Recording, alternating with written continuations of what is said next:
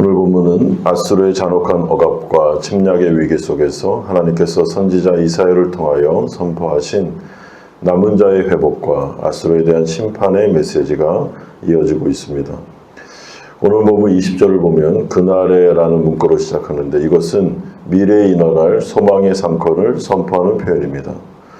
지금까지 이스라엘은 고난에서 벗어나기 위하여 하나님보다 아수르를 더 의지하는 어리석은 죄를 범했습니다. 하지만 이들이 의지했던 아수르가 도리어 이스라엘을 공격하여 큰 위기에 빠뜨리는 어처구니 없는 일이 벌어졌는데 이 일을 통하여 하나님은 또 다른 극심한 고난을 겪게 하셨습니다. 그러므로 하나님께서 이 일을 통해 이스라엘이 하시고자 하는 메시지가 무엇인가 하면 이스라엘이 더 이상 세상의 막대기인 강대국을 의지하지 말고 오직 여호와 하나님만을 진실하게 의지할 것을 말씀하고 있습니다. 20절에 보시면 그날에 이스라엘의 남은 자와 야곱 족속의 피난한 자들이 다시는 자기를 친 자를 의지하지 아니하고 이스라엘의 거룩하시니 여호와를 진실하게 의지하리니. 여기서 진실하게라는 이 단어는 믿음이라는 뜻을 갖는 아만과 어근을 공유하는 에메트입니다. 그러니까 건성으로 하나님을 의지하지 말고 굳건한 신앙의 기초 위에 서서 오직 하나님만을 의지하라라는 뜻을 가지고 있습니다. 그러면서 오늘 본문은 계속해서 남은 자에 대한 반복적인 언급이 나오는데 21절에 보시면 남은 자, 곧 야곱의 남은 자가 능하신 하나님께로 돌아올 것이라 라고 말씀합니다. 왜냐하면 혈통적인 이스라엘 전체가 구원받는 것이 아니라 고난 속에서 통해 자복하여 죄로부터 돌이켜 하나님께로 돌이킨 소수의 남은 자만이 참된 하나님 나라 백성이 될 것이기 때문에 그렇습니다. 따라서 이스라엘 백성들에게 있어 중요한 것은 숫자가 아닙니다. 외형적인 숫자는 인간들이 중요하게 여기는 거지 하나님이 중요하게 여기시는 것이 아닙니다. 하나님에게 있어서 중요한 것은 고난 중에 하나님을 찾는 진실된 하나님의 백성입니다. 그리고 이것은 우리의 신앙도 마찬가지고 교회됨도 마찬가지입니다. 이 세상은 전부 숫자 하면서 외형의 결과를 중요시 여기지만 그러나 하나님은 그렇게 생각하지 않고 진심으로 중심의 변화를 일으킨 하나님 나라 백성들, 그 백성들을 중요하게 여깁니다. 대부분의 한국교회 목회자들이나 교인들의 숫자나 규모로 교회의 성공이나 목회 성공을 평가하는데 여러분 이것은 성경적이지 않다라는 것을 알게 됩니다. 왜냐하면 여러분 목회의 성공, 교회의 성공은 예수 믿지 않는 자들이 주님께로 돌아와 진정한 변화를 일으킨 어떻게 말하면 오늘 본문에 나오는 남은 자 사상과 같은 이런 자들을 추수하는 하나님께로 돌이키는 역사이기 때문에 그렇습니다. 또한 교회는 예수 믿은 자들을 건강한 예수님의 제자로 만들어 그리스도의 신부로 준비시키는 것이 사명입니다. 그러므로 우리는 이 남은 자 사상을 잘 눈여겨봐야 되고 우리의 삶에도 적용해야 되는 것이죠. 이어지는 24절에서 27절은 하나님께서 아수르의 폭력 앞에 떨고 있는 이스라엘 백성들을 향해서 두려워하지 말라라고 위로하시는 내용이 나옵니다. 왜냐하면 과거의 애굽이 이스라엘을 압제했던 것처럼 아수르가 막대기와 몽둥이로 징계의 도구 역할을 하고 있지만은 그들의 권세는 영원하지 않을 것이기 때문입니다. 이스라엘 향한 하나님의 징계는 반드시 끝이 있으며 이스라엘 향한 징계가 끝나면 아수르 역시 심판받게 될 것임을 말씀합니다. 따라서 27절은 이스라엘의 임할 진정한 해방을 다음과 같이 선포합니다. 그날에 그의 무거운 짐이 내 어깨에서 떠나고 그의 멍에가 내 목에서 벗어지리니.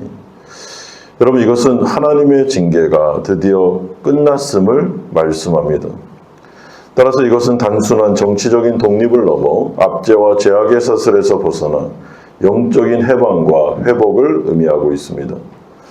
이처럼 하나님은 사랑의 매를 드시는 분이기도 하지만은 그의 목적이 이루어지면 다시 회복하여 모든 고난에서 해방시켜 주시는 전화위복의 하나님이심을 기억할 필요가 있습니다. 따라서 우리의 고난도 역시 끝이 있습니다.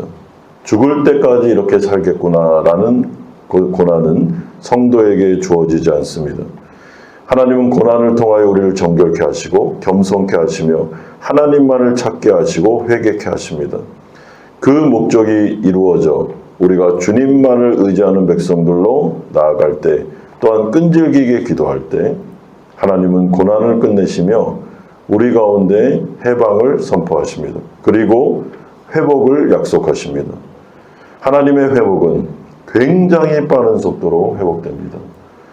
긴 고난의 터널을 겪을 때는 언제 회복되겠는가 라는 생각을 하게 되지만은 하나님의 회복은 하루 이틀 만에, 일주일 만에 회복되기도 합니다.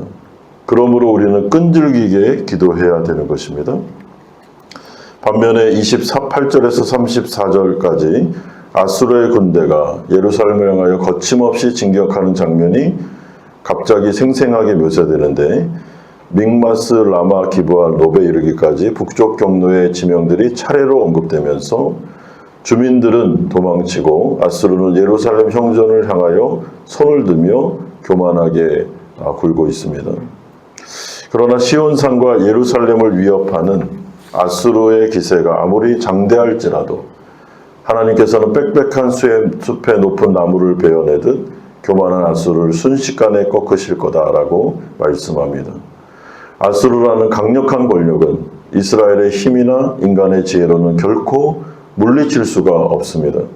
그러나 하나님의 주권적인 개입하심과 신적인 능력으로 하나님은 완전히 제압할 것임을 말씀합니다. 따라서 이사야 선지자는 오늘 이 말씀을 통하여 우리의 구원이 인간의 수단이나 노력에 달려있는 것이 아니라 전적으로 하나님의 은혜와 주권에 달려있음을 매우 강하게 선포하고 있습니다. 이런 점에서 오늘 본문은 우리가 고난 중에 누구를 바라봐야 되는지, 누구를 의지해야 되는지를 분명하게 말씀합니다. 여러분, 오늘 본문은 분명한 메시지가 있습니다. 아수르를 의지하지 말고 하나님만을 의지하라. 그리고 세상의 것들을 바라보지 말고 그 걸림돌이 될 것을 쳐다보지 말고 오직 하나님께로 나아가 기도하라라고 말씀합니다.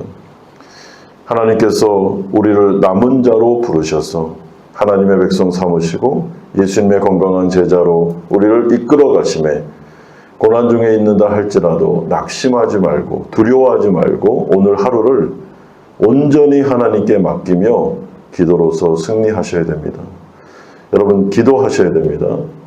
우리의 기도를 듣고 계시는 하나님은 역사의 주관자 되시며 아수르를 심판하신 이 세상의 모든 강대국들을 호령하고 계시는 만왕의 왕이심을 기억하십시오.